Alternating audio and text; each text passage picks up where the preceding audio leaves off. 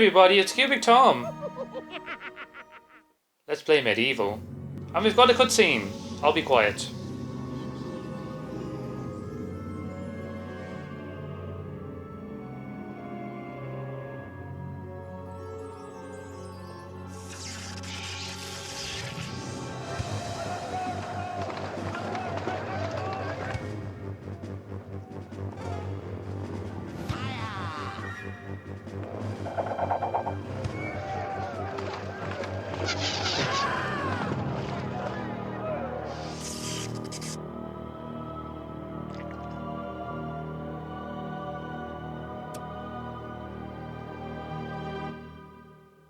Aha! So there's our hero, Sir Daniel Fortescue. And it turns out that history has been wrong about what happened to him. It has risen again. Sir Daniel Fortescue. See? The hero of Gallowmere who fell at the first charge. The fog of war and the shrouds of time conspire to turn the arrow fodder into the saviour of the day. But we knows better.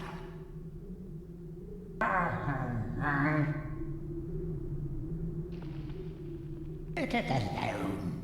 Fate has given it a second chance. A chance to forget the ignoble truth. A chance to defeat Zarok and live up to the legend. We hopes it does well. And there we go. We're only just awake from the dead and people are giving us hassle. Weapon number 1 of this entire run. This is going to be half of the entire game.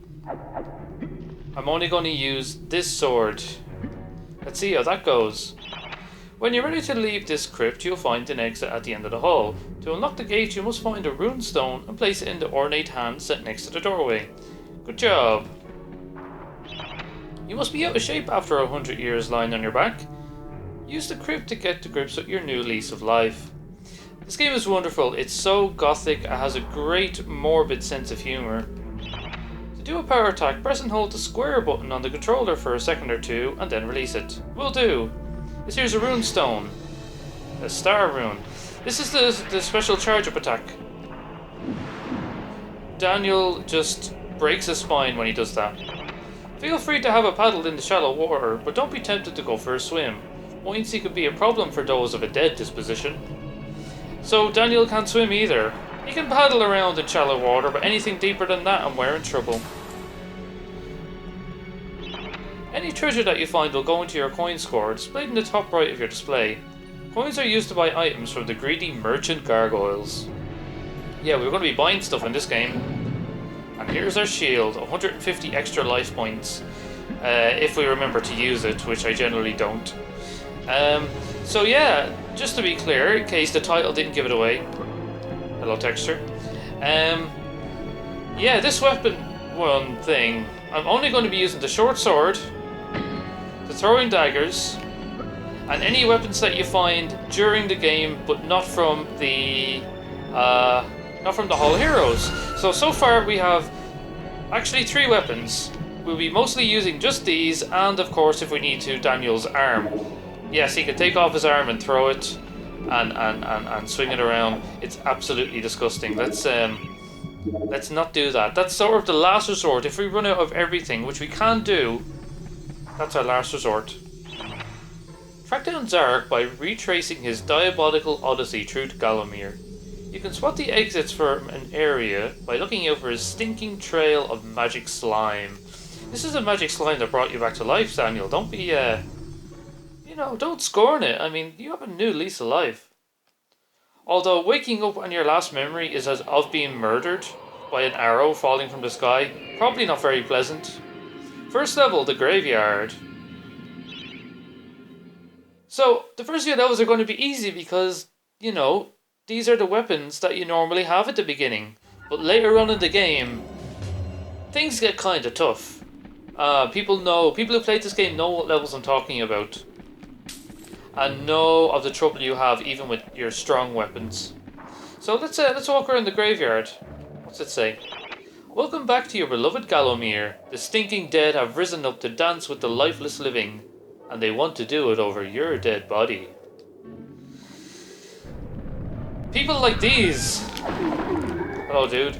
So this is a hack and slash game. And we're going to be killing zombies. Well, at least in the beginning, since we're in the graveyard. And I got hurt. So when we leave the graveyard, we're going to come across whatever else Zarok has brought to life. Hello, little hand. Are you going to give me a hand? Ha ha ha, it's not a funny joke. We have our throwing daggers, which we can charge up and do something neat like that, or we can just throw them one at a time. Let's see what this has to say. Don't let zombies get you down. Tend those wounds by stepping into this fountain of rejuvenation. Luckily, Zarok's magic slime emanates from the ground and can heal us. I have to remember to actually use the shield. The way zombies work is they sort of home in on you, and then they do little lunges. But if they're easy enough to take down, just run around them, slash the sword, and it's all good. Now, so far we collected 30 coins. What coins are used for is to buy things, obviously. But what you mean ammo? You can buy ammo for your throwing weapons, or in my case, throwing weapon. Yeah. I'm sort of worried. I don't know if it's actually possible to do this game with just these weapons. Remember, nothing remains hidden under the gaze of an angel. This game also has quite a few puzzle elements. Some of them aren't so hard. I suppose they're all not so bad if you already know them. So here's an angel. And now she's pointing this way, and that's how we unlock the gate. Chalice! This object here is the chalice. Every time you dispatch an enemy, the chalice fills a little more. Once the chalice is full, it is yours to collect, and you'll be worthy of visiting the Sacred Hall of Heroes to claim a prize. There's a chalice to be found in every region of Gallowmere. They are all hidden or well guarded. Only a true hero will collect the full set. Well, Sir Daniel Fortescue is a true hero. There's the chalice, but we can't get it yet. He is a true hero, so we will be collecting every single chalice. I just won't be using the prizes. So there's the skinny zombies. There's the insane asylum zombies. Well, not really. No, spoilers. Okay. Let's get some gold. This little flask is a life bottle. And basically, if you lose all 300 of your health, it will revive you, but then they're empty. And that can be problematic. Especially later on in the game when falling becomes a problem. There's also loads of little secret areas in this game, like in here. You can't jump over the fence, but you can jump on the little stone and go over here. What you're really supposed to do is a whole bunch of platforming around the edge here, but nah. We can't go through that giant wooden door. What's this have to say? The living world lies behind these skull gates. The master of the hilltop mausoleum, the stained glass demon, has possession of the skull key. So we're going to have to confront the stained glass demon. That sounds like our first boss. So let's dispatch a few more enemies. Our chalice is at 96% full. Now it's at 100% and we can fill it up more, but it makes no difference. So you don't have to destroy all the enemies. See, this is what you're supposed to do. You're supposed to do platforming around here, and then you jump in the hole. And there's our chalice, all wholesome. Solid. The Hall of Hero awaits. So, yeah, I am honestly concerned about how this game is going to go. Because I've obviously never tried to play the entire game with only the starting weapons. It may look strong now. That was a multi-kill. It may be strong now, the short sword, but believe me, soon enough, within just a few episodes, there'll be enemies which will take 10 to 12 shots while they're doing rapid damage. It's going to be tricky. Yeah, let's top up our daggers. Very expensive for such a weak thing, but they are the greedy merchant gargoyles. We will be taunted by a lot of gargoyles in this game. But so far we're just having an easy peasy trek through the graveyard. We can run past enemies. I suppose that is an option. Once we fill up the chalice, we can ignore enemies, escape them, to save our health and to save time. We'll see how it goes as we go along. I mean, to some extent, I'm going to let the viewers decide what the playstyle will be. So, if you want me to do a level with just the arm, and you ask, I might do it. Let's see. What have you got to say? Tread softly. Zarek awaits beyond these gates. The master meets with the demon from the mausoleum, hatching plots of purest evil. Forgotten nobodies would be wise to make themselves scarce. Okay, I'm not a forgotten nobody. Totally not. Hey, where's my jaw? So, the Hall of Heroes. If you complete a level with the chalice, you get to go to the Hall of Heroes. You're just sort of magically teleported there because you're that much of a hero. Welcome to the Hall of Heroes, where the bravest warriors from history spend eternity, feasting, singing, and arm wrestling. If they think you're worthy enough, you may be able to persuade them to give you a new weapon. It sounds tempting, but I don't know. That sort of removes the challenge. To pay homage to the heroes, stand in front of their designated statues and await spiritual guidance. So this is the Hall of Heroes. This is who we'll be visiting first. But they have a nice dinner table. They seem to worship the chalice. Or maybe this is just the chalice I brought to them right now. We've got heroes. And we've got a staircase. Only when you are truly worthy as a hero will you be able to ascend to the higher level of this hall.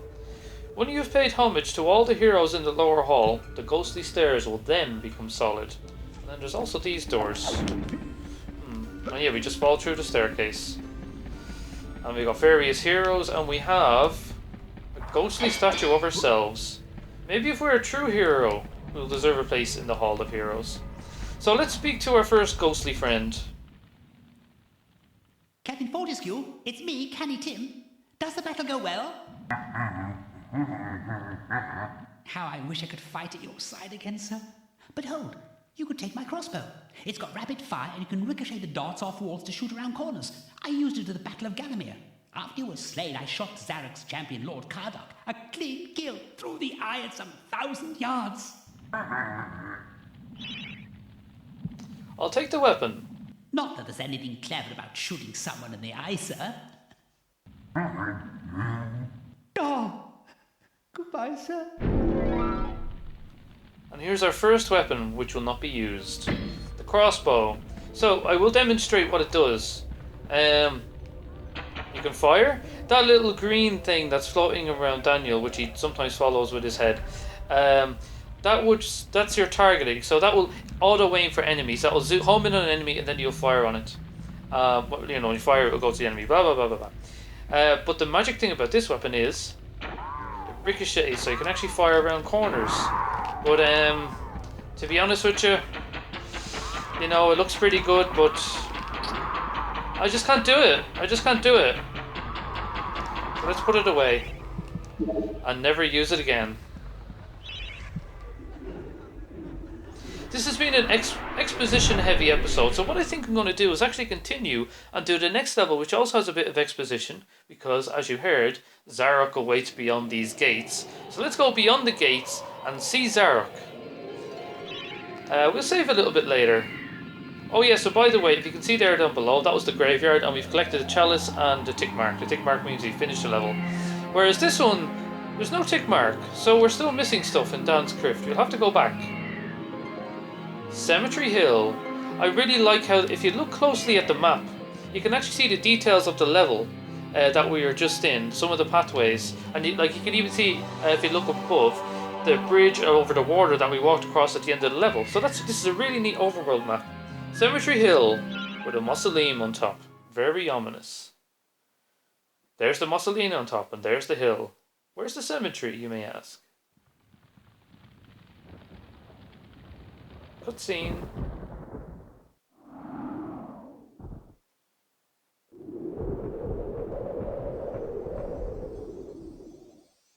So, even from the shackles of death, my old enemy pursues me. You're too late, Fortescue. Already my army has risen from the grave. You will never leave this necropolis.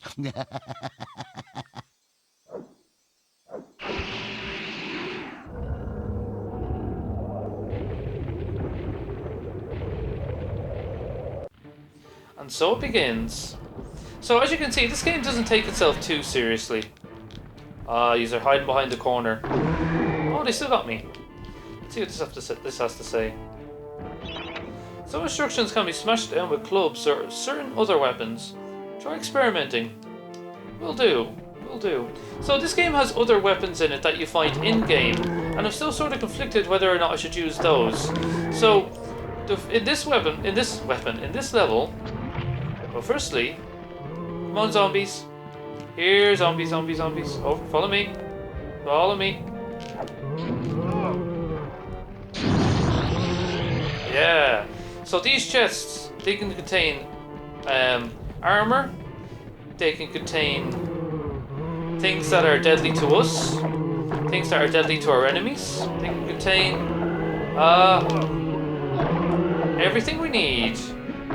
But those power bombs, they're both really useful, and they can be cursed because if you're close enough, they won't hurt Daniel, but they will push him away. Let's top up a little more.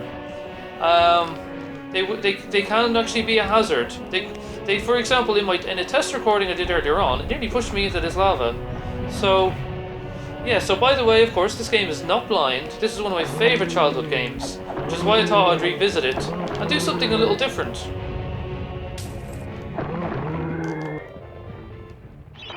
Of great archaeological interest, destroy the boulder and plunder the valuable treasures inside. Now our sword don't do it, and certainly our throwing daggers don't do it. By the way, don't step in the fire. Daniel will set on fire. He will get very hurt. And that's not very good for him. Let's avoid the lava. Oof. Now you can kind of cheat by jumping over these rocks coming down the hill.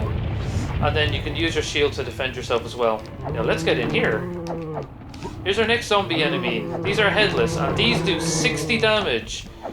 Believe me, there will be plenty of opportunities to see me get 60 damage. I'm going to avoid it for now. Here's the club, and the first dilemma I'll explain in a second. This club is a crude but effective weapon. Bash with it, burn with it, but beware, one bash too many and it will break. So, the club is one of the few weapons that you can find in the game outside the crypt. It has a limited use. And the question is, in my starting weapon only run, am I allowed to use the club, if I find one, to hurt enemies? Now it does run out, and it's not as if you get one in every level, so maybe I should be allowed to use it against enemies? You tell me.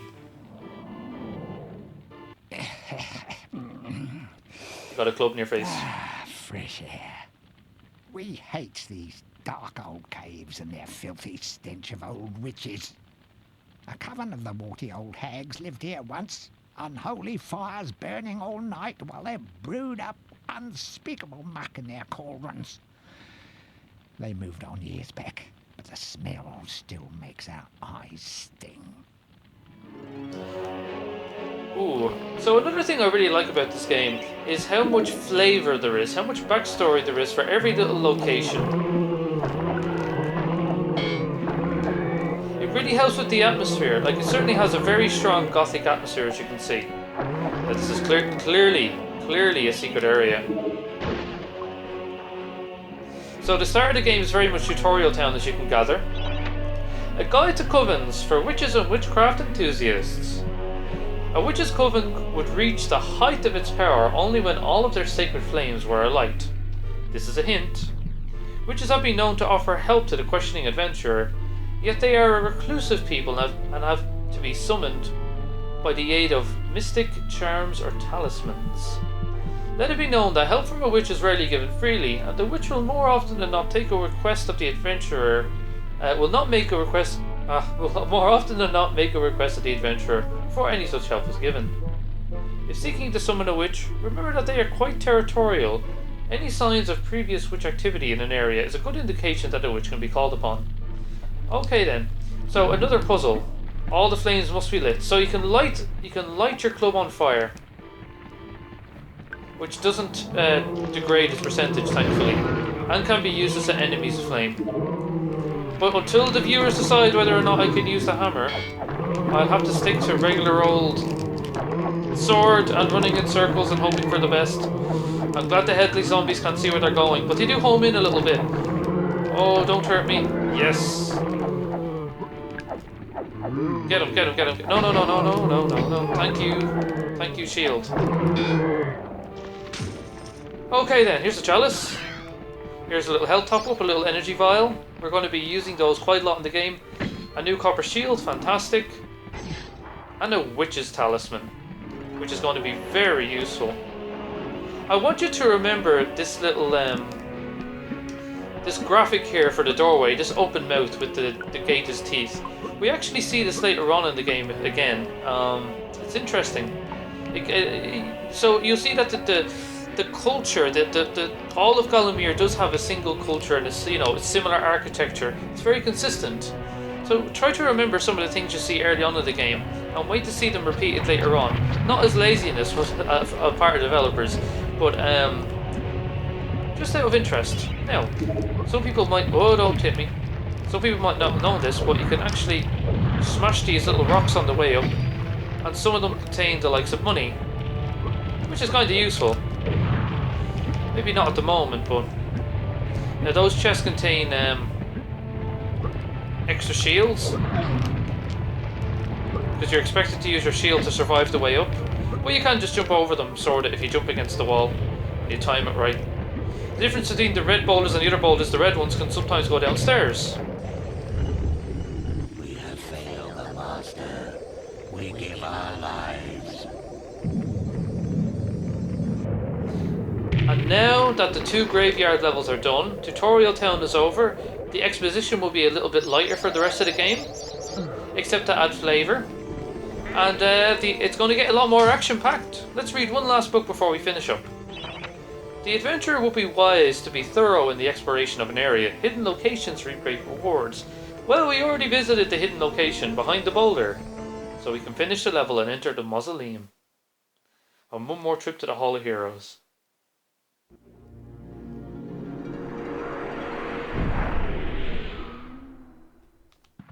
More exposition. Back from the battle so soon?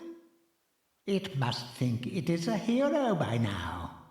But only a true hero is worthy of a place in the Hall of Heroes.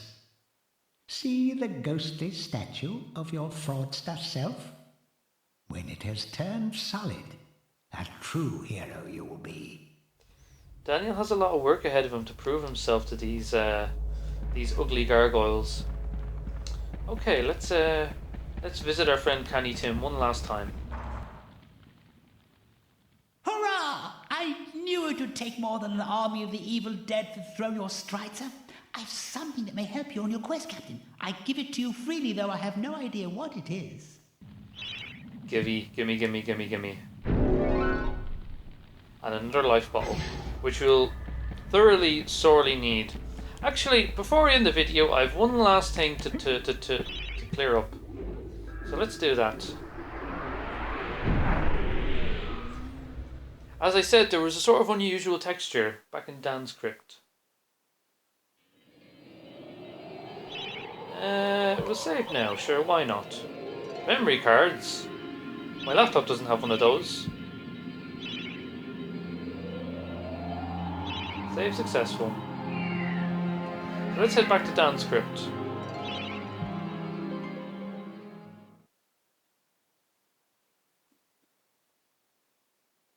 So we could always return to Dan's crypt if we want to get money. Unfortunately, these don't respawn. I'm glad you had that installed in your crypt, Dan. So let me just very quickly, maybe in the first sped up section, recollect everything. And we get some more money. Top up our shield.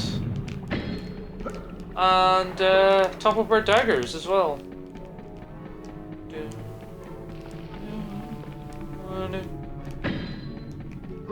Some more money. Take our sword back out. And out we go.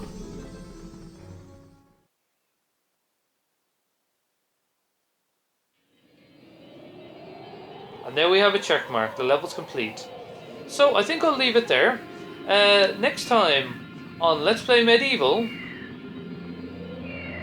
we're going to enter the Hilltop Mausoleum and confront the stained glass demon. See you next time.